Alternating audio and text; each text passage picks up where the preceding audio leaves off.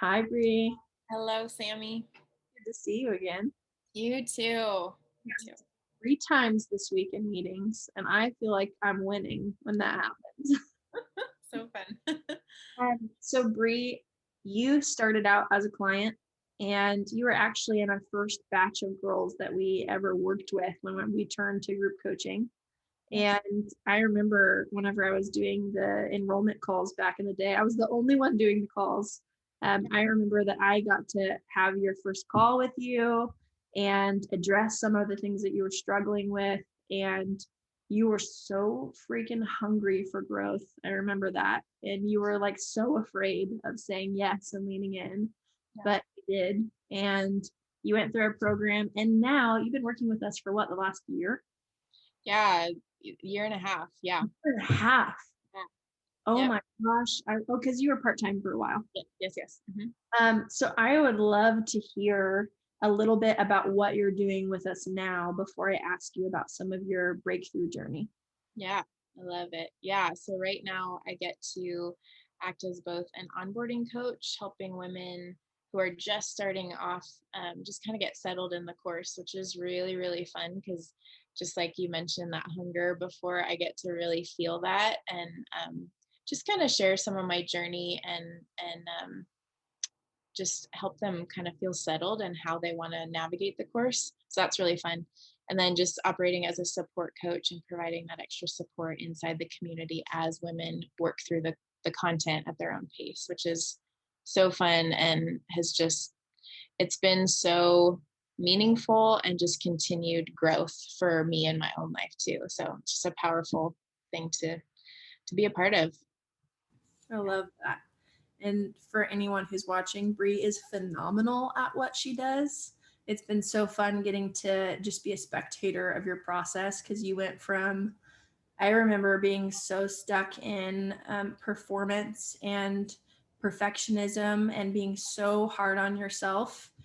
You were always amazing and always connected to God from at least since I've known you. But you are so much lighter and freer and more connected. And I can tell that you like yourself. So it's her process has made her so good at what she does with leading our ladies in our program. But I would love to hear from you, Bree. What was it like for you before you were working with us? And then what did some of your process look like when you were going through our course? Yeah. Um, Before Alive and Free, before I was a client with Alive and Free, I had been keeping myself busy probably since I was like 20. So that would have been like 12 years of therapy, sozo, inner healing, prayer ministry, courses, like just lots of stuff that all the people in my life are like, look at Bree, she's always working on herself, you know? And and so I had all this like external affirmation of that, but inside I was like on a hamster wheel. And it was when I watched your guys' webinar at the end when Spencer looked in the camera, and I tell this on every onboarding call, but it's still meaningful to me 2 years later. Like Spencer looked in the camera and he said, I just want all of you women to know you're not a project. You're not a problem to be solved. I don't even see you as broken. You're a heart that's been looking for love. And I was like, what? Like, and I was so floored that I had never been told that in my entire life, or I had never been able to like hear that. Um, so while I was in the 9-week course with you guys, although I was gaining a ton of tools and a lot of permission, and a lot of leadership where I just saw it was okay to actually feel my feelings. All of that was happening, but I think I was really starting to see like, oh my gosh, I've been doing all these really good things, these wonderful self-improvement things from a place of self-hatred, and that will always put you back on the hamster wheel, like time and time again. Like it just clicked finally that connecting to myself, receiving love from God and other people, actually being known, like that is the balm. Like that is where the power is. That is where you actually start to get choosing into things that you want for your life instead of feeling like I've got to be better. I've got to try harder. I've got, you know, so I think just from like a big picture view, that's what was happening. Like I can look back now and see that 2 years later, like, oh, that's what was happening is like, yeah, Brie, you've been doing all these great things. But they haven't given you the breakthrough you wanted because you're coming at it from this angle of like you hate yourself and you're just a project for the rest of your life. Like nobody told me this, but I think I really believed the gospel was like, fantastic, Jesus died for you, good luck, now you're on your own, you got to fix yourself before you die, you know. And I'm like no one said that to me, but that is where I was living from, and that is not the gospel. um so yeah, so that's that. I think I answered half your question. I don't even know what I asked because I felt so sucked in. I just am like, yes, yes. I love that so much. I don't know if I've heard you respond to this, even though I've gotten to interact with you in person multiple times, and obviously I get to see you weekly in team meetings and things like that. Apart from the one-on-one meetings you and I do from time to time. What does your relationship with God look like now versus what it was before? Yeah, this is so, I love pondering this because I think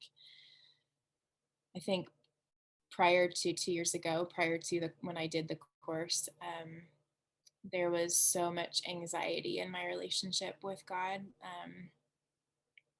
Just so much anxiety, so much performance. I'm trying to think of concretely what that looked like just to give it more specificity. But I know I had a lot of experiences where I would sense God telling me to do something. And because I wasn't connected to my heart, it felt really cold, and it felt like all that mattered was my obedience. Whew, this gets me even in this moment. Um, and obeying someone um, without knowing you're loved and without acknowledging that you love them is a really terrifying place to be, because it's all up to you to perform the obedience. And so I had a lot of pain there with the Lord. And throughout the course of Alive and Free, just witnessing you and Spence speak kindly to yourself. I can remember I'd never consciously made the choice to speak kindly to myself. I just wanted to be like you guys so much that I started emulating that just kind of as a byproduct. And it blew me away how the more I aligned with kindness towards myself, the more I started hearing the voice of God in this like kind, lighthearted way. And nobody told me that was going to happen, but it's like tuning the radio dial to the station he's on instead of like all these lenses of like, Brie, you're not doing enough, you got to try harder, you're going to screw up and nobody's going to love you anymore, like all of that. Like, oh, I've been projecting that onto the Lord. I've been hearing him in a certain way, and that's not who he is. Like, whoa. So that's been a big shift. That's been a really big shift, and it's really such a gift to reflect on that, because that was, I didn't realize how scary of a way of living that was. Gosh, I just was thinking all of that is so what I love and what I feel so moved by is the substance of your life. Like I was thinking about the ladies who are going to come across this, and our culture is a culture of consumers. A lot of us are constantly absorbing things, and if we're um, aware at all, we're either on that like self-help hamster wheel, or we're consuming a bunch of pointless stuff. But I think about all of the time, even the inspirational sounding interviews and podcasts and things like that, where there's some good stuff, but whenever I hear you speak, I'm like, I can feel the weight of it, I can feel the presence in it. And it happens every time I get to hear you share. It's why I've trusted you so much. It's why I've given you so many opportunities and invited you into so much, because you really have, I don't know what it is about you, but you really have just you've lived from, I don't have a better way to say it, so forgive me for not using my English the way that I want, but like you've lived from a place of overflow and you've led from a place of overflow in everything that you've done. And so much of your journey, I know you've chosen it for you, for your heart, because you want more for yourself and for your life and for your future family and the things that you want to go after. And I there's just so much power in what you're saying because it comes from such an authentic place in you, that I love that it's not just inspirational, though it is. You can feel the presence of God in it. It's those words. Here's what I want to say. It's those words that when they're spoken out, there's breakthrough on them. Like you actually impart things whenever you share because of how much authority you've walked through in your process. And I love that about you. I love getting to feel moved every time I hear you speak. And so I feel excited for the women that are getting to watch this, because the second we hear something that has that feels like the sword that's piercing your spirit, the second we feel that, it stirs up and ignites hunger, and it causes change to start happening inside of us when someone has actually walked out that journey and not just talked about it, but actually like taken the action steps and done it. I feel like I'm rambly, but I hope I got my point across. Thank um, you for doing that. so I Yeah. love that so much. Um, I would love to hear, what has your journey looked like going from, and you can answer this in whatever way you want to, because I know there's multiple answers. What has your journey looked like going from being our client to moving into the role that you have for the last year and a half? What's that process been like for you? What's it like with us, or what's it like transitioning into leading and being an authority figure? Or, yeah. Yeah. Yeah. I love these questions. They're so helpful for me to process. So thank you. Yeah, I know when you first reached out to me about just working with you a few hours a week, I was like, yeah, I just want to stay connected. It was like this like little place in me that was like, yes, yes, yes, I'll do whatever you need. And then just over time, like getting to build on that and having you extend to me more opportunities has been really wonderful, because it was like this trust was extended to me, which invited me to trust myself. Like, I really like to play small. No, let me rephrase that. I have really liked to play small in the past, because it kept me safe, and because I wouldn't make mistakes and I wouldn't lose love, right? Like that's how it was all linked together in my head. And the more trust I've been given, and the more permission I've been given, I've just seen myself like actually step up into that and like agree with it. And so that's been huge for me to be trusted before I was connected to trusting myself in this space.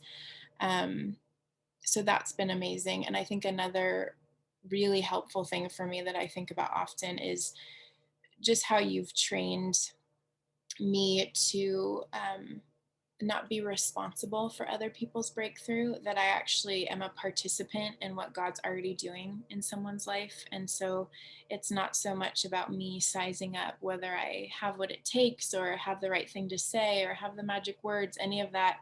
Even though my brain wants to go there sometimes, like I just come back to this safe place of like, this is not about me fixing anyone, having the magic answer, or even solving anything. It's like been this wonderful practice of holding space for people, which is so contrary to the role I took on in childhood, that it's just been so healing, so fun. I think I've been surprised at how fun it's been to walk people through things, hold space.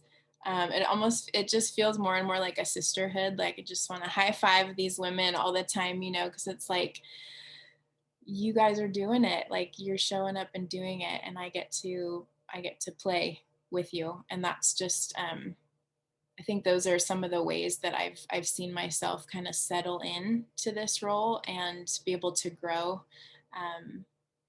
which those things have surprised me. Instead of feeling like I had to come in perfect and knowing everything, there's just been a ton of space to like learn as I go, which is so cool.